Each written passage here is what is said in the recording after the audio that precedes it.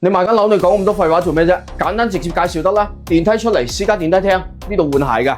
入到嚟間屋度，呢度就煮嘅，呢度係西廚，煮完喺度食，食完呢度聽下歌仔，睇下書，再嚟返呢個客廳部分，播下電視劇，睇下電影。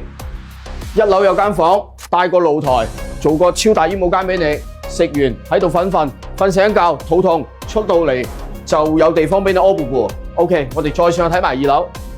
二樓做咗兩間套房，呢間套房你個仔嘅，呢間套房係你嘅。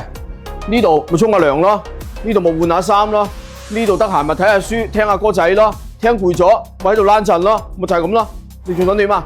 上到嚟三樓呢，呢邊就打機嘅，呢邊就得閒同啲 friend 飲下茶嘅。出到嚟呢，有個露台俾你燒下烤，呢邊呢種下綠植，曬下陽光浴，得閒就望下江景。呢間毛坯嘅，加8萬。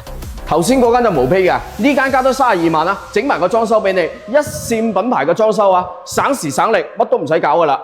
平層嘅價格，別墅嘅享受，2部電梯6戶人，有天有地，私密性高，而且呢啲戶型啊，2間房又得，3間房又得，4間房又得，5間房都得，睇你設計。感興趣嘅朋友，評論區打個666，依時帶你過嚟睇睇。